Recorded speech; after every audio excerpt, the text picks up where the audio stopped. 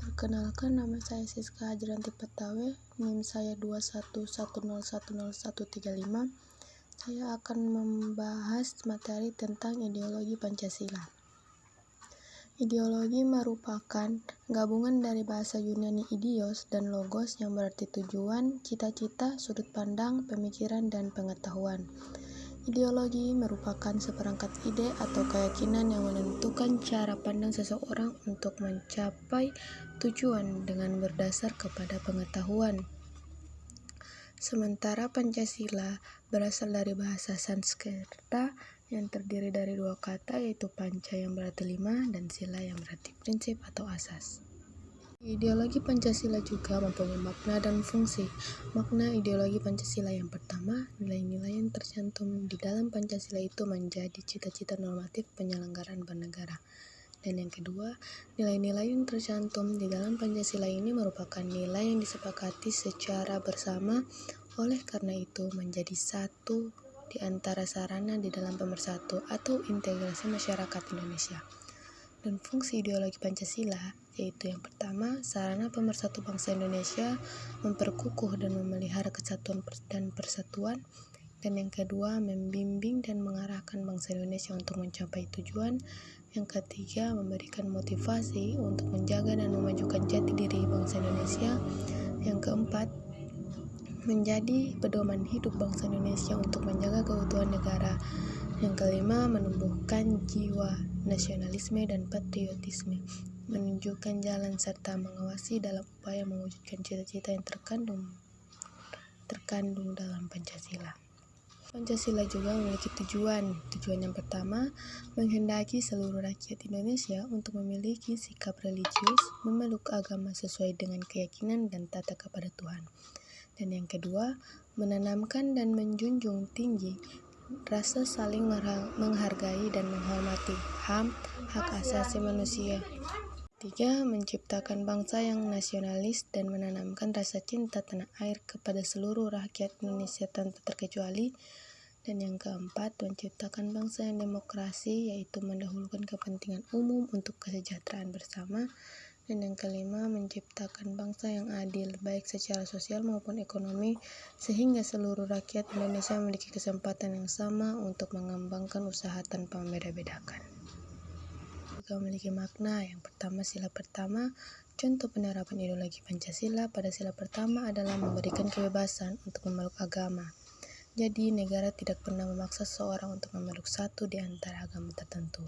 Sila kedua, saling menghormati. Sesuai adab ketimuran dan sesuai dengan sila kedua dari Pancasila, merupakan contoh ideologi dari sila kedua. Itulah mengapa masyarakat Indonesia wajib untuk saling memiliki rasa hormat antar individu ataupun kelompok. Sila yang ketiga, contoh ideologi Pancasila yang diambil sila ketiga adalah selalu mementingkan kepentingan golongan dibandingkan dengan kepentingan individu. Sila yang keempat, adanya ideologi Pancasila ini menuntut masyarakat untuk bermusyawarah dalam memutuskan atau memberikan solusi dari suatu masalah yang sedang terjadi.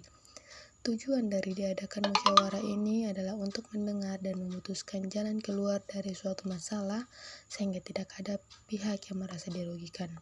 Dan sila yang kelima, contoh ideologi Pancasila yang terakhir adalah bersikap adil dalam memutuskan suatu permasalahan. Assalamualaikum warahmatullahi wabarakatuh. Perkenalkan, nama saya Kuku Putra Setiadi. Saya akan melanjutkan presentasi dari kelompok saya.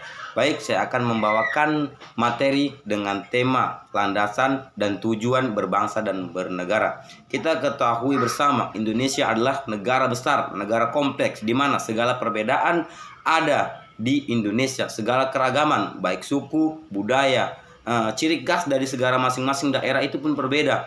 Nah, bagaimana sebuah permasalahan tersebut, dari perbedaan permasalahan tersebut kita dapat satukan. Nah, di sini hadirlah sebuah landasan, di mana landasan hukum di Indonesia yang paling tepat untuk menyatukan segala elemen komponen masyarakat. Ya, kita ambil contoh Pancasila. Pancasila ini adalah sebuah landasan dasar hukum negara Indonesia yang paling tepat untuk menyatukan segala perbedaan, baik dari ras, suku, agama, dan budaya itu kita bisa satukan di Pancasila. Ini adalah suatu landasan yang sangat tepat untuk menyatukan semua perbedaan. Begini logikanya. Jika sebuah landasan hukum kita gunakan di Indonesia, tapi dalam landasan hukum tersebut tidak adanya nama keadilan, maka di situ tidak akan terjadi keselarasan dalam hidup berbangsa dan bernegara. Baik, jika kita membahas mengenai tujuan bangsa Indonesia, tujuan leluhur bangsa Indonesia sudah tercantum jelas dalam pembukaan Undang-Undang Dasar Negara 1945 alinea keempat yang berbunyi melindungi segenap bangsa Indonesia dan segala tumpah darah Indonesia dan untuk memajukan kesejahteraan umum, mencerdaskan kehidupan bangsa dan ikut serta dalam perdamaian dunia yang berdasar kepada perdamaian abadi dan keadilan sosial. Assalamualaikum warahmatullahi wabarakatuh. Perkenalkan, nama saya Lutfi Mutafakalai.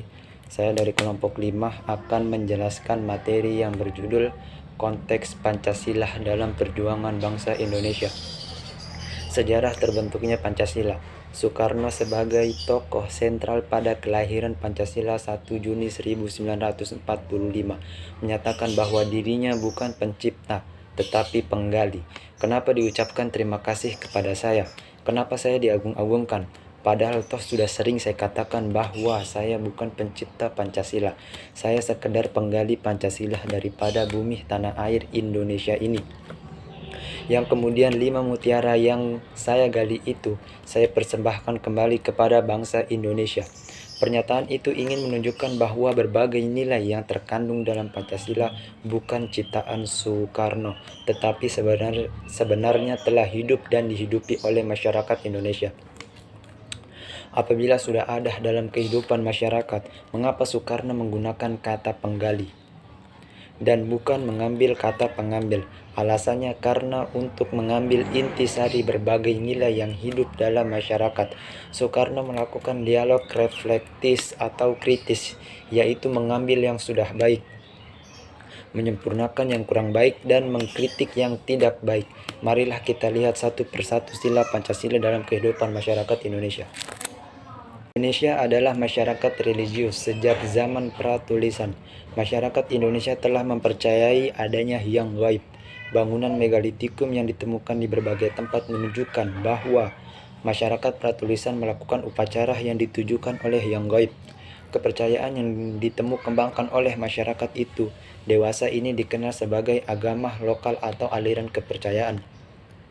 Seperti apakah gambaran masyarakat Indonesia tentang hyang gaib? Dalam kitab Sangyang Siskandang Karesian, kitab suci agama Sunda, Wiwitan memakan hyang gaib itu sebagai Batara dan menggambarkannya sebagai berikut. Suara penguasa alam waktu menyempurnakan maya pada. Ujarnya Brahma, Wisnu, Isora, Mahadewa, Siwa, baktilah kepada Batara.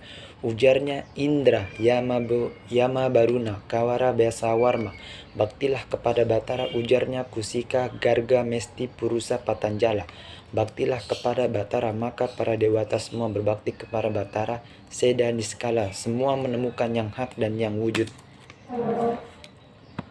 Ini yang harus ditemukan dalam sabda ketentuan Batara di dunia agar teguh menjadi permata dan sangkar. Untuk cahaya seluruh dunia, hamba tunduk kepada majikan, istri tunduk kepada suami, anak tunduk kepada bapak, siswa tunduk kepada guru, mantri tunduk kepada mangku bumi tunduk kepada raja, dan raja tunduk kepada dewata. Ketika masyarakat Indonesia berkenalan dengan bangsa-bangsa lain, kebertuhanan menjadi semakin kaya. Berbagai kepercayaan kepada hyang gaib yang kembangkan bangsa-bangsa lain semakin menyamarakan kehidupan masyarakat Indonesia. Hindu, Buddha, Islam, Kristen, dan Katolik hadir dan menjadi bagian dari kehidupan kebertuhanan masyarakat Indonesia. Perjumpaan dan persahabatan dengan berbagai kepercayaan bangsa lain itu mengakibatkan terjadinya proses inkulturasi yang unik. Hindu, Bali, Islam, Nusantara, Kristen, Batak, Katolik, kebatinan, dan sebagainya merupakan istilah-istilah yang mengindikasikan terjadinya persahabatan dan percampuran antara kebudayaan Indonesia dengan kebudayaan ketuhanan bangsa lain. Assalamualaikum warahmatullahi wabarakatuh. Saya Dewa Yuni dengan NIM 211010136 dari kelompok 5 akan membawakan materi tentang Pancasila sebagai sistem filsafat. Pertama-tama, kita masuk pada Pancasila. Pancasila merupakan dasar filsafat kenegaraan Indonesia sekaligus falsafah hidup bangsa. Pancasila juga memuat nilai kearifan lokal yang sudah ada di tengah-tengah masyarakat sejak lama. Itulah sebabnya Ir. Soekarno enggan disebut sebagai pencipta Pancasila. Kemudian, terlebih dahulu kita harus tahu apa yang dimaksud dengan filsafat. Filsafat dapat diartikan sebagai pandangan hidup seseorang atau kelompok yang merupakan konsep dasar dari kehidupan yang dicita-citakan.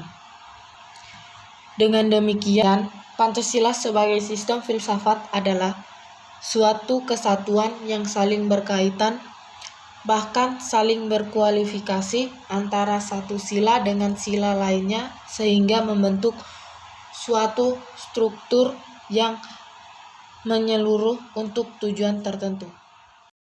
Assalamualaikum warahmatullahi wabarakatuh.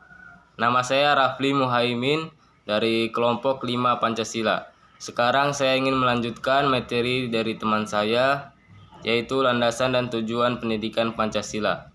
Yang pertama, landasan pendidikan Pancasila. Pancasila sebagaimana yang tercantum dalam pembukaan Undang-Undang Dasar 1945 dalam perjalanan sejarah kemerdekaan bangsa Indonesia telah mengalami persepsi dan interpretasi sesuai dengan kepentingan rezim yang berkuasa. Pancasila telah digunakan sebagai alat untuk memaksa rakyat yang setia kepada pemerintah yang berkuasa dengan menempatkan Pancasila sebagai satu-satunya asas dalam kehidupan bermasyarakat. Yang kedua, tujuan pendidikan Pancasila. Pendidikan Pancasila mengarahkan perhatian pada moral yang diharapkan diwujudkan dalam kehidupan sehari-hari, yaitu perilaku yang memancarkan iman dan takwa kepada Tuhan Yang Maha Esa dalam bermasyarakat yang terdiri atas berbagai golongan agama. Perilaku yang bersifat kemanusiaan yang adil dan beradab, perilaku kebudayaan, dan beraneka ragam kepentingan manusia di atas kepentingan perorangan atau golongan dan dengan demikian perbedaan pemikiran, pendapat, dan kepentingan diatasi melalui keadilan sosial bagi seluruh rakyat Indonesia. Terima kasih.